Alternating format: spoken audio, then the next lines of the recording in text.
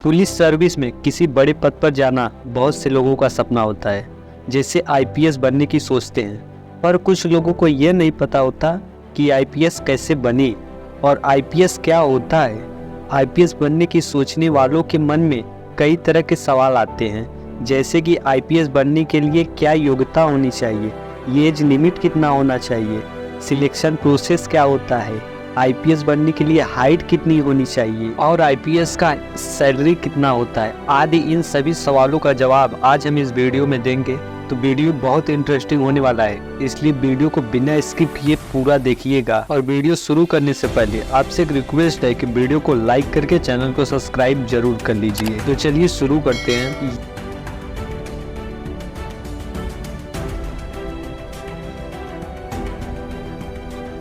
यह पद भारतीय पुलिस विभाग का सबसे बड़ा पद होता है, जिसको हासिल करना बहुत सारे छात्रों का जुनून भी बन जाता है।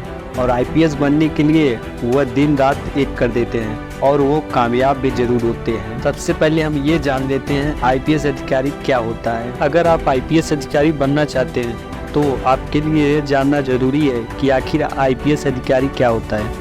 तो हम आपको बता दें, कानून व्यवस्था बनाए रखने और उसे ठीक तरीके से लागू करवाने में आईपीएस ऑफिसर का अहम रोल होता है। एक आईपीएस अधिकारी अपने राज्य में आईजी से लेकर डीजीपी के पद तक कार्यरत रहता है। आईपीएस यानी इंडियन पुलिस सर्विस।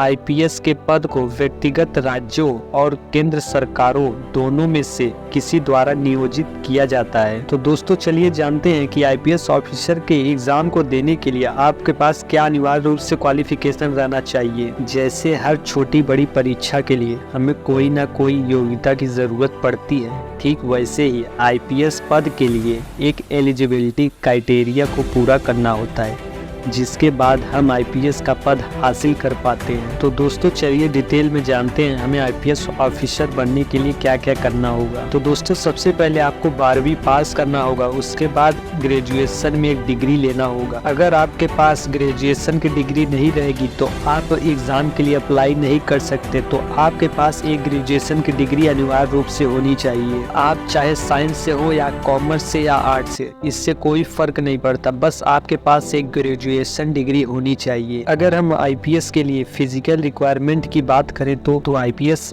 ऑफिसर बनने के लिए आपकी हाइट, अगर आप जनरल कैटेगरी में है तो 165 सेंटीमीटर और अगर आप ओबीसी एससी से बिलोंग करते हैं तो 160 सेंटीमीटर अनिवार्य है। और इसी तरह महिला के लिए अगर आप जनरल से बिलोंग करती हैं तो 150 सेंटीमीटर और अगर आप ओबीसी या एससी कैटेगरी से बिलोंग करती हैं तो 145 सेंटीमीटर। और आपका स्वास्थ्य अच्छा होना चाहिए। एज लिमिट, आईपीएस बनने के लिए आपकी उम्र कम से कम 21 साल और ज्यादा से ज्यादा 32 साल होनी चाहिए। इसमें छूट भी मिलती है, जैसे ओबीसी कैटेगरी वालों को 3 साल की छूट और एससी और एसटी कैटेगरी वालों को 5 साल की छूट मिलती है। ग्रेजुएशन कंप्लीट होने के बाद इस परीक्षा को भरें और अगर आप क्लियर कर लेते हैं तो आप आईपीएस ऑफिसर बन जाते हैं। आईपीएस बनने के लिए यूपीएससी यानी union public service commission 3 stage में परीक्षा कराती है, जिसमें पहला प्रीलिम्स, दूसरा मेंस और तीसरा इंटरव्यू है। आईपीएस अधिकारी बनने के लिए पहला परीक्षा का पड़ाव आपको यूपीएससी परीक्षा की प्रारंभिक परीक्षा यानी प्रीलिम्स पास करनी होगी, जिसमें आपको समान अध्ययन व सीसेट के 2 पेपर पूछे जाएंगे। मेंस एग्जाम, प्रीलिम परीक्षा को क्वालिफाई करने के बाद आपको यूपीएससी द्वारा आयोजित दूसरे चरण के रूप में मुख्य परीक्षा पास करनी होगी। आईपीएस परीक्षा के इस चरण में समान अध्ययन निबंध से संबंधित पेपर लिए जाते हैं। इस चरण से प्राप्त अंकों की गिनती मेरिट लिस्ट में की जाती है, अतः यह चरण आपके आईपीएस बनने के लिए बेहद महत्वपूर्ण है। इंटरव्यू, सबसे आखिरी चरण आपको यूपीएससी द्वारा इंटरव्यू का सामना करना होगा। इस परीक्षा से प्राप्त नंबर मेरिट लिस्ट में जोड़े जाते हैं। जब आप लिखित परीक्षा में सफलता प्राप्त कर लेते हैं तो इसके बाद आपको इंटरव्यू के लिए बुलाया जाता है।